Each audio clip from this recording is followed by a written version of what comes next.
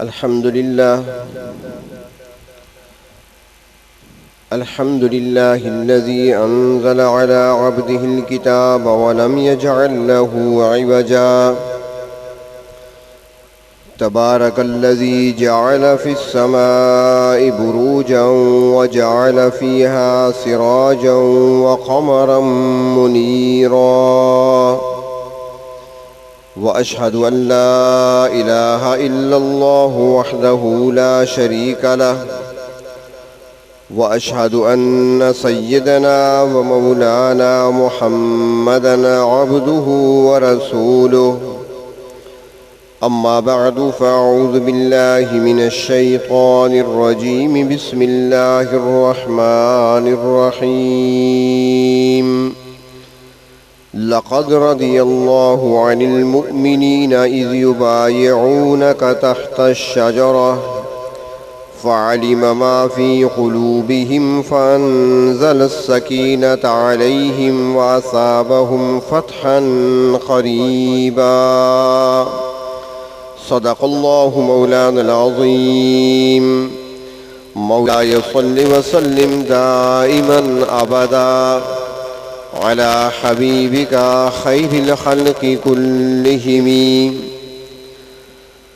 قابل احترام بزرگ اور عزیز دوستو، ماہ ذی الحج کی 18 تاریخ کو خلفائے راشدین میں سے تیسرے خلیفۃ المسلمین دوہرے داماد پیغمبر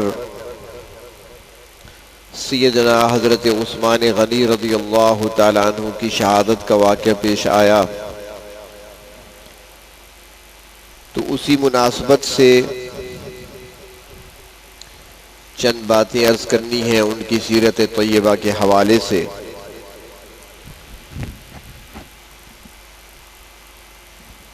صحابہ کرام رضی اللہ تعالی عنہم وہ نفوس قدسیہ ہیں جن کو اللہ تبارک و تعالی نے اپنی رضا کے سرٹیفکیٹس دنیا میں ہی عطا فرما دیے، اور نبی اکرم صلی اللہ علیہ وسلم نے جن کے بارے میں ارشاد فرمایا کہ ان سے محبت کرنا مجھ سے محبت کرنے کی دلیل ہے. تو اس محبت کو تازہ کرنے کے لیے اور اپنے ایمان کو بڑھانے کے لیے ان کے تذکرے کیے جاتے ہیں، اور یقینی طور پر ایک مسلمان جب واقعات سنتا ہے، سیرت سنتا ہے کسی صحابی کی، تو اس کا ایمان تازہ ہوتا ہے، جذبے بلند ہوتے ہیں، اور وہ اپنے اندر ایک کیفیت لذت کی محسوس کرتا ہے. حضرت عثمان رضی اللہ تعالیٰ عنہ چوتھے نمبر کے مسلمان ہیں. ان سے پہلے 3 افراد اسلام قبول کر چکے تھے. حضرت ابو بکر صدیق رضی اللہ تعالی عنہ، حضرت علی المرتضی رضی اللہ تعالی عنہ، اور حضرت زید رضی اللہ تعالی عنہ. یہ 3 حضرات ایمان لا چکے تھے. چوتھے نمبر پر اسلام میں داخل ہوئے ہیں حضرت عثمان رضی اللہ تعالی عنہ. حضرت عثمان نبی اکرم صلی اللہ علیہ وسلم کے ساتھ رشتہ داری میں بھی قرب کا مقام رکھتے ہیں. والد کی طرف سے ان کا سلسلہ نسب 5ویں پشت میں جا کر جناب نبی کریم صلی اللہ علیہ وسلم کے سلسلے سے جا ملتا ہے. حضرت عثمان کے والد عفان ہیں، اور حضرت عثمان کی والدہ کا نام اروا ہے. اروا کی جو والدہ ہیں یعنی حضرت عثمان کی نانی ان کا نام ہے ام حکیم، اور یہ ام حکیم عبد المطلب کی بیٹی ہیں، اور حضرت عبداللہ جو کہ نبی اکرم صلی اللہ علیہ وسلم کے والد محترم ہیں ان کی بہن ہیں، سگی بہن ہیں۔ بعض حضرات سیرت نگار لکھتے ہیں کہ یہ جو ام حکیم ہیں حضرت عثمان کی نانی، نبی اکرم صلی اللہ علیہ وسلم کے والد حضرت عبداللہ کے ساتھ اکٹھی پیدا ہوئی تھی، یعنی جڑواں پیدا ہوئے تھے۔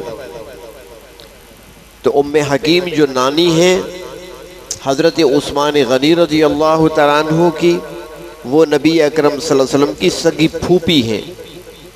تو اس نسبت سے حضرت عثمان کی والدہ اروا یہ نبی اکرم صلی اللہ علیہ وسلم کی پھوپھی زاد ہیں، اور حضرت عثمان رشتے میں نبی اکرم صلی اللہ علیہ وسلم کے بھانجے لگتے ہیں۔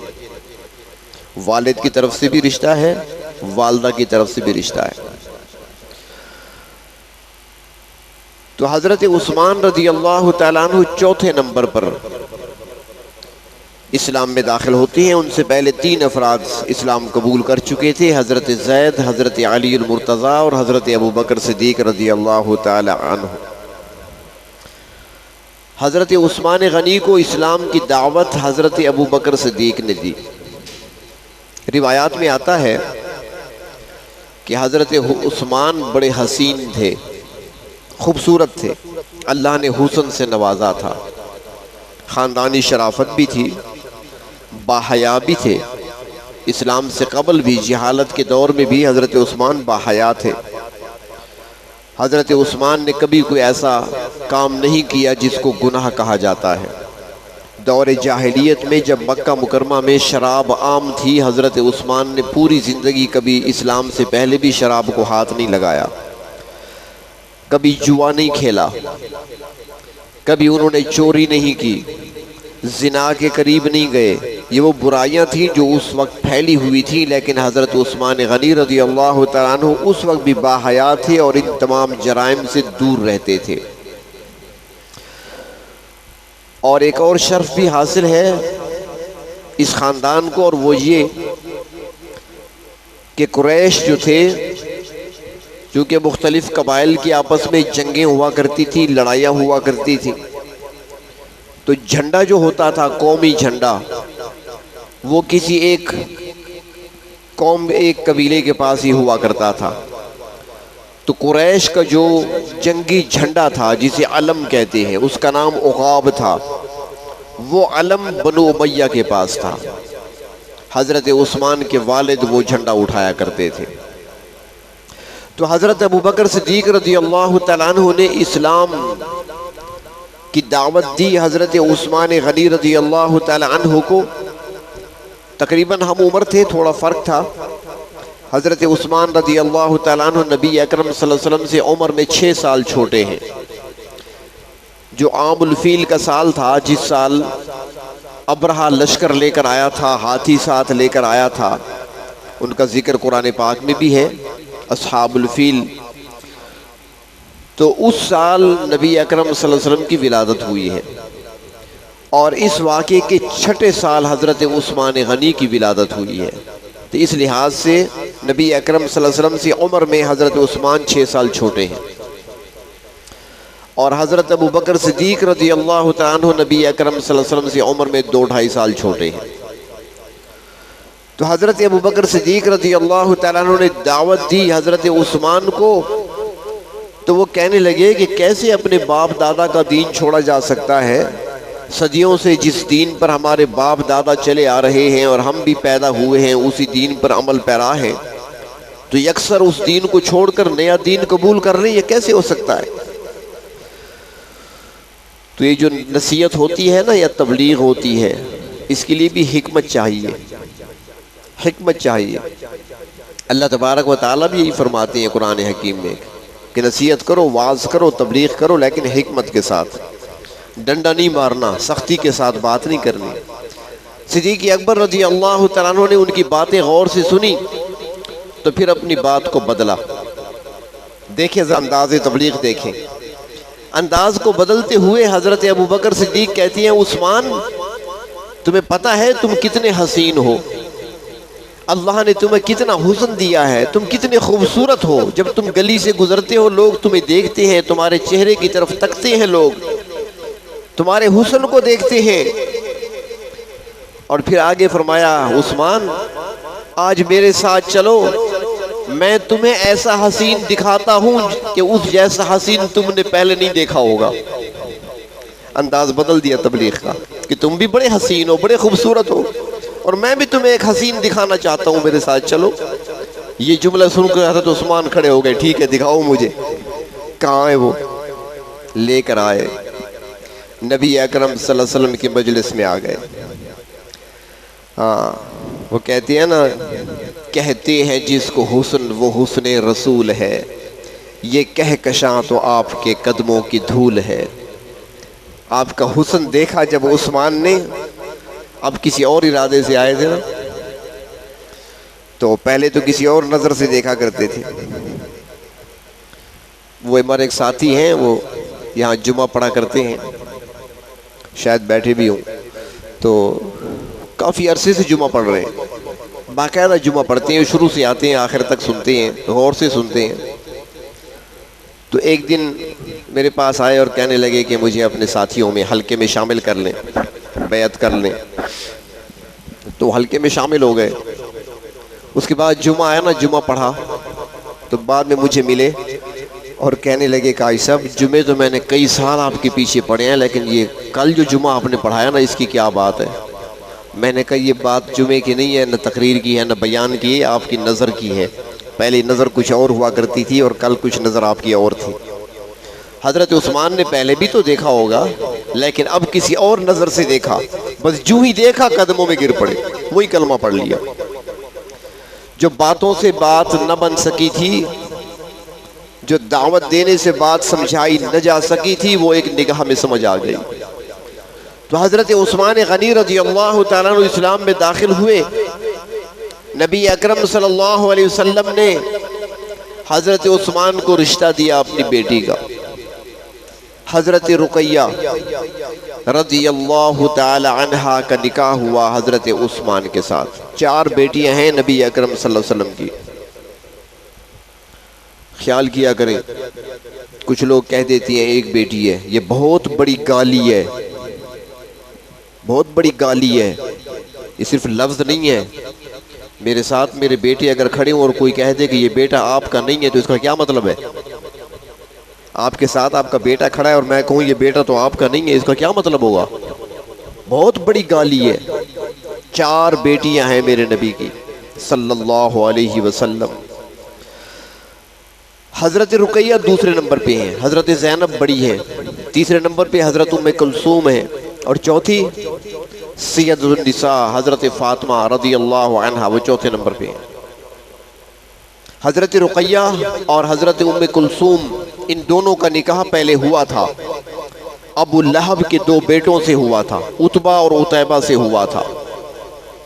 لیکن جب دعوت دی نبی اکرم صلی اللہ علیہ وسلم نے، اسلام کی نبوت کا تاج اللہ نے پہنا دیا، ابھی رخصتی نہیں ہوئی تھی حضرت رقیہ ام کلثوم کی، صرف نکاح ہوا تھا۔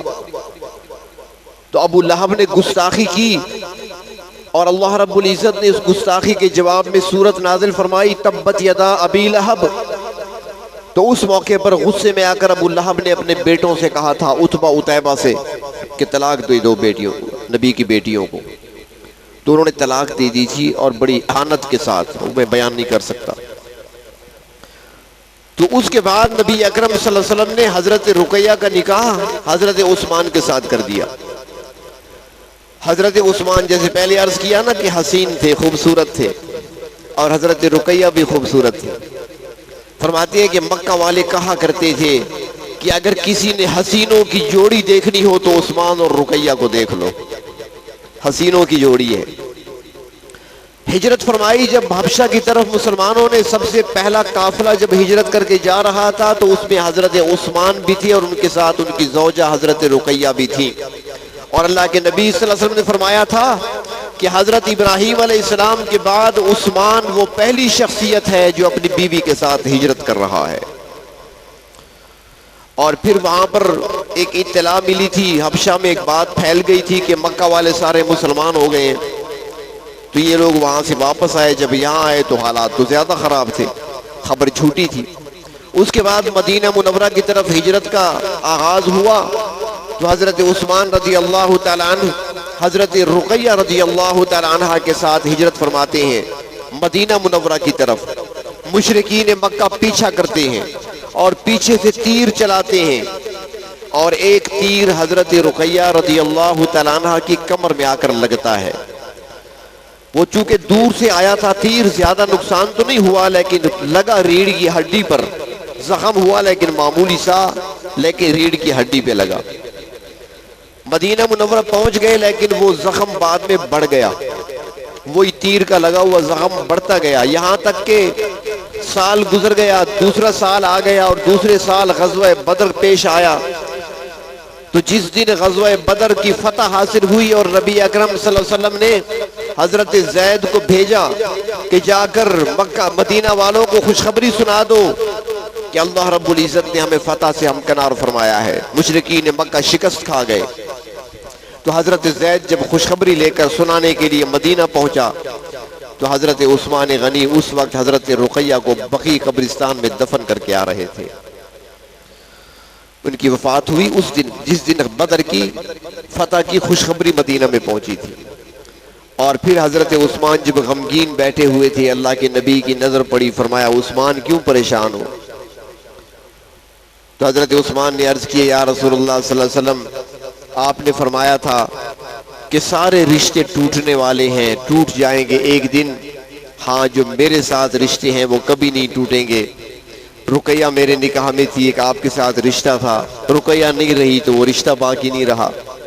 اللہ کے نبی نے فرمایا عثمان پریشان کیوں ہوتے ہو؟ میری بیٹی ام کلثوم بیٹھی ہے، میں اس کا نکاح آپ سے کر دیتا ہوں. ام کلثوم کا نکاح کر دیا. اور پھر ایک وقت آیا جب حضرت ام کلثوم کی وفات ہو گئی، حضرت عثمان پھر غمگین بیٹھے تھے. تو آپ صلی اللہ علیہ وسلم نے عثمان کو غمگین دیکھ کر فرمایا تھا، ایک روایت میں آتا ہے آپ نے فرمایا عثمان اگر میری 40 بیٹیاں ہوتی تو یکی بات دیگر سارے تیرے نکاح میں دیتا. اتنا خوش تھے اللہ کے نبی. کوئی خوش ہوتا ہے تو ایسے کرتا ہے نا جی. یوں سمجھے کہ حضرت عثمان نے اللہ کے نبی کا کلیجہ ٹھنڈا کیا تھا، اس لیے تو فرما رہے ہیں اگر 40 بیٹیاں ہوتی تو وہ ساری ایک کے بعد دیگر تمہارے نکاح میں دیتا جاتا. تو حضرت عثمان غنی رضی اللہ تعالی عنہ کہ واقعات کو یا ان کی زندگی کا پورا نقشہ تو نہیں کھینچا جا سکتا، لیکن لمبی داستان ہے اور اس میں تو پھر کافی وقت چاہیے، لیکن اشارے دوں گا تھوڑے سے تاکہ ان کی فضیلت بھی ثابت ہو، منقبت بھی ہو جائے اور کچھ اپنا نام بھی لکھوا لیں ان سے محبت کرنے والوں میں.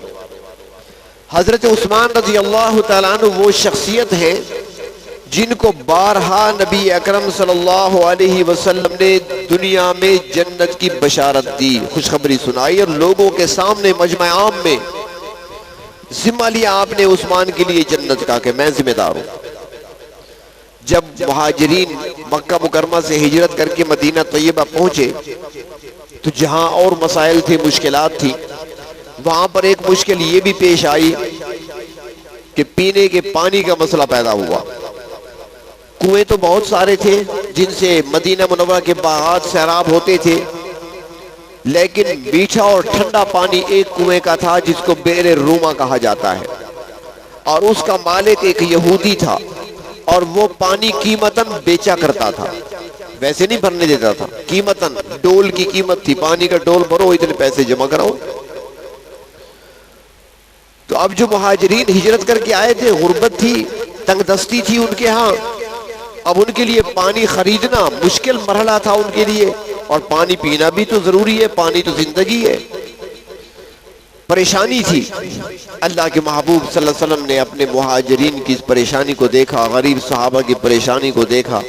آپ مسجد کے منبر پر تشریف لائے اور آپ نے فرمایا لوگوں جانتے ہو کہ مدینے میں میٹھے اور ٹھنڈے پانی کا ایک کنواں ہے جس کو بئر روما کہا جاتا ہے اور اس کا مالک یہودی ہے. اب پانی بیچتا ہے اور قیمت زیادہ وصول کرتا ہے، جبکہ میرے صحابہ جو مہاجرین ہیں ان کے پاس پانی خریدنے کے لیے رقم نہیں ہوتی. یہ پریشانی ہے. کون ہے وہ کنواں جو پانی کا خرید لے یہودی سے؟ میں محمد جنت کا ضامن بنتا ہوں، میں ضمانت دیتا ہوں. حضرت عثمان بیٹھے تھے، کھڑے ہو گئے. یا رسول اللہ چندے کی ضرورت نہیں. عثمان جا کر بات کرتا ہے. عثمان جاتی ہیں وہاں پر، یہودی سے بات کرتی ہیں. وہ بیچنے کے لیے تیار نہیں، اس کی تو آمدن کا ذریعہ تھا، وہ تو پانی ڈولوں کے حساب سے بیچا کرتا تھا. حضرت عثمان کہتی ہیں مجھے دے دو، میں خریدنا چاہتا ہوں، قیمت تم بتاؤ. اور بالآخر اس بات پہ فیصلہ ہوا کہ حضرت عثمان نے فرمایا اگر پورا کنواں نہیں بیچنا چاہتے تو آدھا بیچ دو. آدھا کنواں مجھے بیچ دو، آدھا اپنے پاس رکھ لو. آدھے سے مراد یہ نہیں کہ دیوار دے دو بیچ میں، بلکہ فرمایا کہ آدھا دے دو، یعنی ایک دن پانی میں استعمال کروں گا، ایک دن تم استعمال کرنا. تمہاری مرضی، بیچتے رہو، میری مرضی میں خود استعمال کروں یا کسی کو نہ دوں. اس نے سوچا وہ یہودی تو کاروباری لوگ ہوتی ہیں نا، یہ IMF والے اور یہ ورلڈ بینک والے یہ سارے ہیں، تو ہمیں کیسے جکڑ رکھا ہے، کیسے پھنس گئے. اب پیٹرول بھرواؤ پتہ چلے آپ کو. یہ سارا وہی ذہن ہے جو کام کر رہا ہے پیچھے، وہی سازشیں ہیں. یہ شروع سے ایسے آ رہے ہیں. لیکن وہ یہ نہیں جانتا تھا کہ آنے والا بھی تو محمد کا غلام ہے صلی اللہ علیہ وسلم. چنانچہ آدھا کنواں بیچنے پر وہ تیار ہو گیا. اس نے سوچا کہ چلو ایک دن میری باری ہوگی، پانی بیچتا رہوں گا، دوسرے دن اس کی باری ہوگی تو ٹھیک ہے، پیسے بھی مل جائیں گے اور میرا کاروبار بھی چلتا رہے گا. سودا طے ہو گیا. حضرت عثمان نے پیسے ادا کر دیے، قیمت دراہم کی صورت میں ادا کر دی. آدھا کنواں خرید لیا. جب خرید لیا آ کر اعلان کر دیا لوگوں میں نے آدھا کنواں خرید لیا ہے، ایک دن باری میری ہے، ایک دن یہودی کی. جس دن میری باری ہے وقف عام ہے، جو جتنا چاہے پانی نکال لے. اب جو لوگوں کو پانی ایک دن مفت ملتا ہو، دوسرے دن پیسوں سے خریدنے کون آتا ہے؟ اب یہودی سارا دن بیٹھا ہوتا ہے، کوئی گاہک آئے لیکن کوئی نہیں آتا. وہ سارے مفت والے دن بھر کر لے جاتے ہیں 2 دن کا پانی. پریشان ہو گیا. ایک دن عثمان کے دروازے پہ آ گیا. عثمان وہ جو آدھا بچا ہوا ہے نا، مجھ سے نہیں ہوتا کام، اور میں اکیلا بندہ ہوں اور بڑا مشکل کام ہے بیٹھنا وہاں چوکیداری کرنا اور ایک ایک ڈول کا حساب لگانا. ہاری تو نہیں مانتے نا. افغانستان سے نکل رہے تھے، منتیں نہیں کر رہے تھے کبھی پاکستان کے پاس کبھی ایران کے پاس، کوئی باعزت راستہ نکلنے کا دے دو تاکہ ہمیں دنیا میں بدنامی نہ ہو. تو اس نے کہا یہ وہ آدھا بھی مجھ سے خرید لیں. حضرت عثمان نے فرمایا کہ ٹھیک ہے، قیمت بتاؤ. قیمت بتائی، حضرت عثمان نے ادا کر دی. اس زمانے میں حضرت عثمان غنی نے اس تنگ دستی کے دور میں اور غربت کے دور میں، مشکلات کے دور میں، حضرت عثمان غنی نے بیر روما کی قیمت 35,000 درہم ادا کی تھی. 35,000 درہم ادا کر کے وہ کنواں خریدا، اور خریدنے کے بعد اللہ کے محبوب کی خدمت میں حاضر ہو گئے. یا رسول اللہ صلی اللہ علیہ وسلم، آپ نے اعلان فرمایا تھا کنواں میں نے خرید لیا ہے، سارا کنواں خرید کر میں ملت کے لیے وقف کرتا ہوں. اور یہ ایسا وقف کیا، ہاں ایسی سچائی ہے ان کے دل کے اندر. میرے آقا نے فرمایا تھا نا، اللہ کے نبی نے فرمایا تھا کہ میرے صحابی کا ایک مٹھی جو خرچ کر دینا اللہ کے راستے میں، اور باقی لوگوں کا احد پہاڑ کے برابر مال خرچ کرنا مقابلہ نہیں ہو سکتا. اب ایسا حضرت عثمان نے وقف کیا کہ آج تک وقف چلا آ رہا ہے. آج بھی اس کنویں کا نام عثمان ہے، بئر عثمان. اور جو گرد باغ ہے اس کو مزرعہ عثمان کہتی ہیں، عثمان کا باغیچہ. اور کنواں آج کل، اس زمانے میں تو ڈول کھینچے جاتے ہیں نا، آج کل تو بجلی ہے، میٹر لگا ہوا ہے، بورنگ لگا ہوا ہے. تو وہاں پر بجلی کے لیے جو میٹر لگایا گیا ہے، میٹر آج بھی عثمان کے نام پہ ہے. اور بینک میں کھاتا کھلا ہوا ہے، بینک اکاؤنٹ کھلا ہوا ہے عثمان کے نام پر. اس باغ اور کنویں کی ساری کمائی بینک میں عثمان کے کھاتے میں جمع ہوتی ہے، اور وہ ساری رقم مسجد نبوی پر خرچ ہو رہی ہے. یہ ہے صدقہ، چلا آ رہا ہے آج تک اور جاری رہے گا قیامت تک. اور اس کنویں کا پانی اللہ نے برکت ایسی ڈالی، آج تک اسی طرح میٹھا اور ٹھنڈا ہے. بعض حضرات گئے ہوں گے آپ میں سے، جنہوں نے دیکھا ہوگا، پیا ہوگا، چکھا ہوگا، وہ جانتے ہوں گے.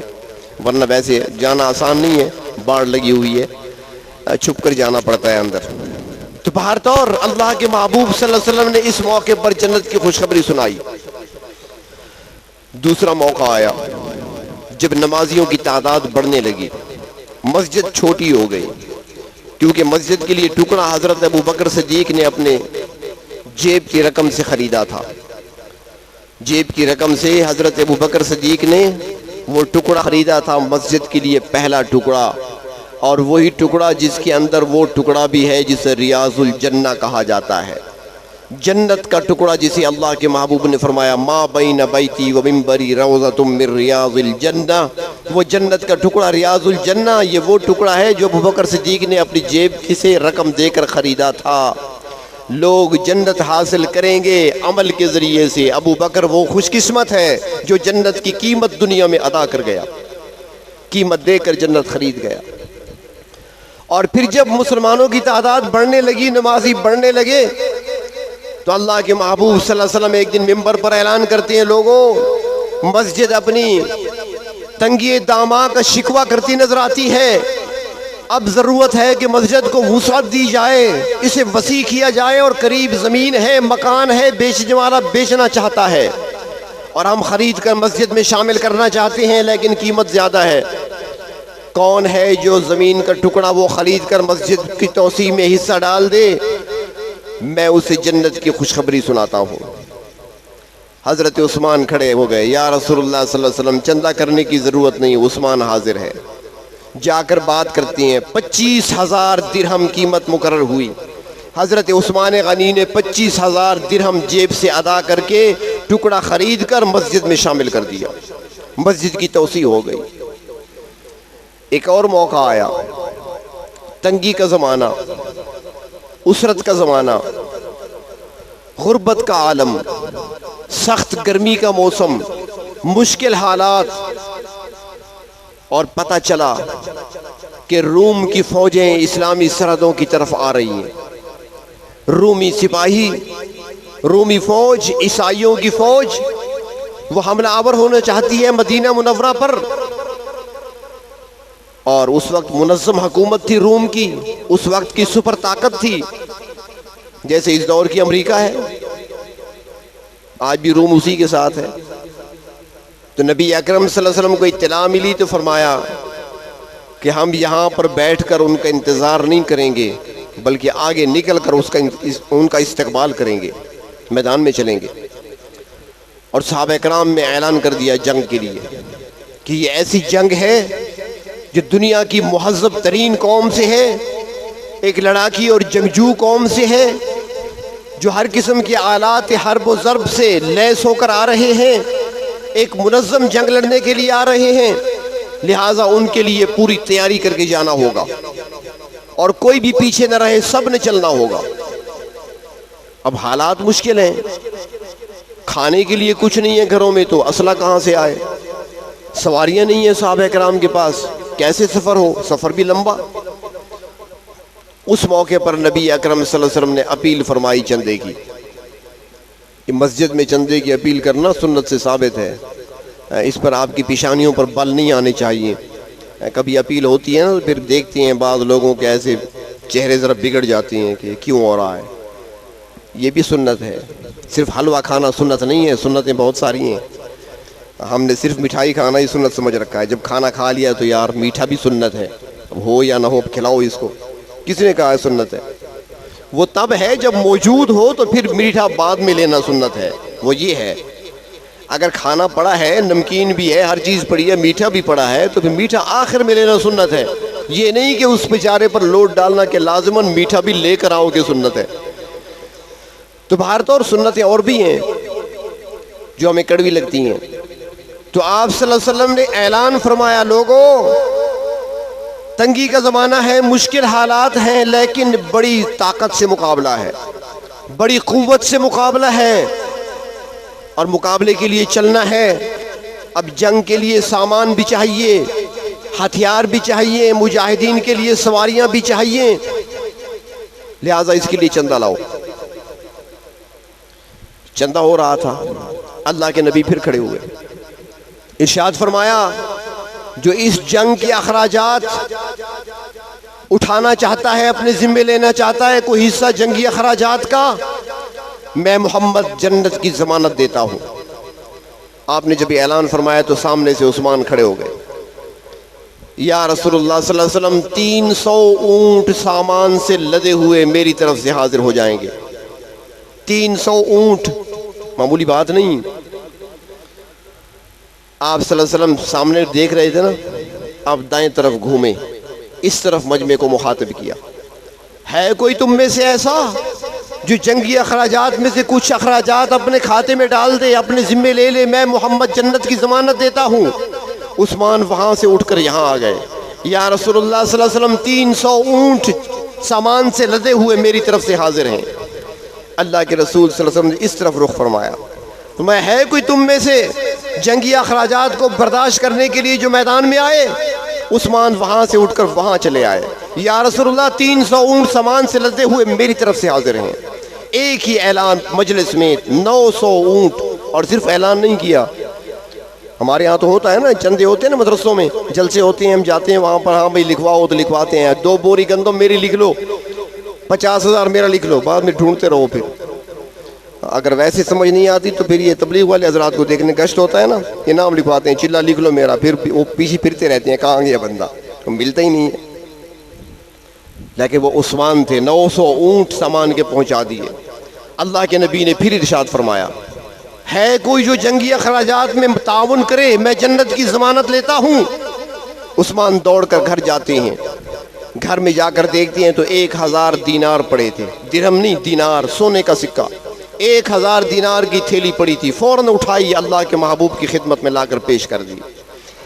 حدیث شریف میں آتا ہے کہ آپ صلی اللہ علیہ وسلم نے جب دینار کو دیکھا, دینار تھیلی سے باہر نکالے, خوشی سے آپ نے مٹھی میں لیے دینار, ایک ہاتھ سے دوسرے ہاتھ میں ڈالے, اس ہاتھ سے پھر اس ہاتھ پہ ڈالے, اور فرمانے لگے جھوم جھوم کر, ما ضر عثمان ما عمل بعد هذا اليوم, آج کے بعد عثمان جو بھی کرتا رہے کوئی عمل عثمان کو نقصان نہیں دے گا, کوئی عمل عثمان کو نقصان نہیں دے گا. خوش ہوئے اللہ کے محبوب صلی اللہ علیہ وسلم. تو یہ حضرت عثمان غنی رضی اللہ تعالی عنہ کی فضیلت ہے کہ اللہ کے محبوب صلی اللہ علیہ وسلم نے ایک بار نہیں, بار بار ان کو جنت کی خوشخبری سنائی ہے دنیا کے اندر. یہ فضیلت حضرت عثمان کو حاصل ہے. عشرہ مبشرہ میں تو ہیں, وہ تو آپ نے سب کو سنائی تھی خوشخبری. ابو بکر فی الجنہ, عمر فی الجنہ, عثمان فی الجنہ, علی فی الجنہ, طلحہ فی الجنہ, زبیر فی الجنہ, عمرو بن عاص فی الجنہ, عبد الرحمن بن عوف فی الجنہ. وہ آپ نے 10 صحابہ کرام کو خوشخبری سنائی تھی, اس میں بھی عثمان ہے. لیکن یہ اعزاز عثمان کو حاصل ہے کہ ان کو بارہا اللہ کے محبوب صلی اللہ علیہ وسلم نے خوشخبری سنائی ہے. اور پھر ساتھ یہ کہ جو آپ کے سامنے آیت تلاوت کی تھی سورۃ فتح کی, یہ صلح حدیبیہ کے موقع پر نازل ہوئی تھی یہ سورت. اس موقع پر جو فضیلت حاصل ہوئی ہے حضرت عثمان کو, وہ ایک فضیلت ہی سب پر بھاری ہے کہ جب حضرت عثمان رضی اللہ تعالیٰ عنہ کو سفیر بنا کر اللہ کے رسول صلی اللہ علیہ وسلم نے مکہ مکرمہ بھیجا کفار مکہ کے ساتھ گفتگو کرنے کے لیے, حضرت عثمان وہاں جانتے ہیں. اور یہاں پر یہ عرض کروں, یہ مقام ایسے نہیں ملا کرتا, یہ مقام ایسے نہیں ملا کرتا. محبت بھی تو ہوتی ہے. اب عثمان کو بھی دیکھیں نا, ان کو جو مقام ملا ہے تو ان میں کیا تھا. صحابہ کرام نے عرض کیا یا رسول اللہ صلی اللہ علیہ وسلم, کیونکہ سارے احرام باندھ کے آئے تھے نا عمرہ کرنے کے لیے, کفار نے روک دیا تھا حدیبیہ کے مقام پر. مکہ مکرمہ سے کوئی 10-12 کلومیٹر کے فاصلے پر حدیبیہ ہے, جسے آج کل شمیسی کا علاقہ کہتے ہیں, شمیسیہ کہتے ہیں اسے, بورڈ شمیسیہ کا لگا ہوا ہے, وہاں پر حدیبیہ کا مقام قریب ہے. تو حضرت عثمان چلے گئے بات کرنے کے لیے مکہ والوں کے پاس, مکہ مکرمہ, اور یہاں پر صحابہ کرام سارے اللہ کے محبوب صلی اللہ علیہ وسلم سمیت احرام کی حالت میں بیٹھے ہوئے. کسی صحابی نے کہہ دیا کہ عثمان کتنا خوش قسمت ہے, ہمیں تو روک لیا گیا, عثمان مکہ پہنچ گیا, مزے سے اس نے طواف بھی کیا ہوگا, سعی بھی کی ہوگی, عمرہ ادا کر لیا ہوگا, زمزم بھی خوب سیر ہو کر پیا ہوگا, ہم تو یہاں رکے ہوئے ہیں اور عثمان وہاں ہے. اب اللہ کے نبی کو اپنے صحابہ پر اعتماد کتنا ہے اور عثمان پر اعتماد کتنا ہے. اللہ کے نبی نے بات سنی, فرمایا کیا کہہ رہے ہو, میرا عثمان کبھی ایسا نہیں کرے گا, میرا عثمان میرے بغیر نہ طواف کرے گا, نہ سعی کرے گا, نہ زمزم پیے گا. دوسری طرف حضرت عثمان سے کہا کفار مکہ نے عثمان تمہارے ہم پر بڑے احسانات ہیں پہلے سے بھی، آپ کی شرافت کے ہم پہلے سے قائل ہیں، آپ آ گئے ہیں گفتگو تو ہماری ہوگی، آپ احرام میں ہیں، آپ ایسے کریں عمرہ ادا کر لیں، طواف بھی کر لیں، سعی کر لیں، زمزم پی لیں، حلق کرا لیں، احرام کھول دیں، کپڑے لباس پہن لیں۔ حضرت عثمان کہتی ہیں کیا کہہ رہے ہو تم؟ میں بھی دیکھ رہا ہوں کہ بیت اللہ تو ہے سامنے، لیکن وہ معلم کہاں ہے جو بیت اللہ کے گرد مجھے گھمائے گا؟ وہ طواف کرنے کا طریقہ سکھانے والا میرا استاد کہاں ہے؟ میں اللہ کے نبی کے بغیر نہ طواف کروں گا، نہ زمزم پیوں گا، نہ سعی کروں گا۔ جیسے اللہ کے نبی کو اعتماد تھا، عثمان بھی اعتماد پر پورے اترے۔ چنانچہ افواہ پھیل گئی اور حدیبیہ تک یہ خبر پہنچی کہ حضرت عثمان کو شہید کر دیا گیا۔ اب حضرت عثمان اللہ کے محبوب صلی اللہ علیہ وسلم کے جہاں دوہرے داماد ہیں، رشتہ دار ہیں، قرابت دار ہیں، وہاں اس موقع پر آپ صلی اللہ علیہ وسلم کی طرف سے سفیر بن کر گئے ہیں۔ ان کی شہادت کی خبر سن کر صحابہ کرام کے اندر ایک نیا جوش پیدا ہوا، جذبہ پیدا ہوا۔ اللہ کے محبوب صلی اللہ علیہ وسلم بھی پریشان ہوئے، فرمایا کہ آؤ سارے میرے ہاتھ پر بیعت کرو۔ عرض کہ یا رسول اللہ صلی اللہ علیہ وسلم بیعت کر چکے ہیں پہلے اسلام کی، فرمایا وہ اسلام کے بیعت کر چکے ہو، اب دم عثمان کا انتقام لینے کی بیعت کرو، میرے ہاتھ پر بیعت کرو کہ اس وقت تک چین سے نہیں بیٹھیں گے جب تک عثمان کے خون کا بدلہ نہیں لے لیں گے۔ چنانچہ وہاں پر سارے صحابہ کرام، 1500 کے قریب تعداد تھی صحابہ کرام کی، تمام نے وہاں پر بیعت کی اللہ کے محبوب صلی اللہ علیہ وسلم کے دست اقدس پر۔ جب سارے وہاں پر بیعت کر چکے تو اللہ کے رسول صلی اللہ علیہ وسلم نے ارشاد فرمایا کہ آج سارے میرے صحابہ بیعت کر رہے ہیں میرے ہاتھ پر، لیکن آج عثمان نظر نہیں آ رہا۔ اگر عثمان ہوتا تو وہ بھی میرے ہاتھ پر ہاتھ رکھ کر بیعت کرتا، لیکن فرمایا لوگو تم گواہ رہو، میں اس موقع پر اس فضیلت سے عثمان کو محروم نہیں کرنا چاہتا۔ لوگو دیکھ لو، یہ میرا ہاتھ ہے اور یہ میرے عثمان کا ہاتھ ہے، میں عثمان کی طرف سے بیعت کر رہا ہوں۔ اللہ کے نبی نے اپنے ہاتھ کو عثمان کا ہاتھ قرار دے کر دوسرے ہاتھ پر رکھ کر فرمایا کہ میں عثمان کی طرف سے بیعت کر رہا ہوں۔ اللہ رب العزت نے فرش زمین پر اپنے محبوب کے ہاتھوں کو ملتے ہوئے دیکھا، عرش بری پر جبریل کو بھیجا، جبریل جا کر بتا دو محبوب نیچے آپ کا ہاتھ ہے، اوپر آپ نے عثمان کا ہاتھ رکھ دیا۔ ید اللہ فوق ایدیہم، تمہارے ہاتھوں پر اللہ کا ہاتھ ہے، نیچے نبی کا ہاتھ، اوپر عثمان کا ہاتھ، اوپر اللہ نے فرمایا میرا ہاتھ تمہارے اوپر ہے۔ تو یہ فضیلت جو عثمان کو ملی ہے شاید کسی اور کو نہیں مل سکی، تو زندگی رہی انشاءاللہ۔ تو ان کی چونکہ شہادت انتہائی مظلومیت کے ساتھ ہوئی ہے، 18 ذی الحج کو ان کو شہید کیا گیا، انتہائی مظلوم شہید۔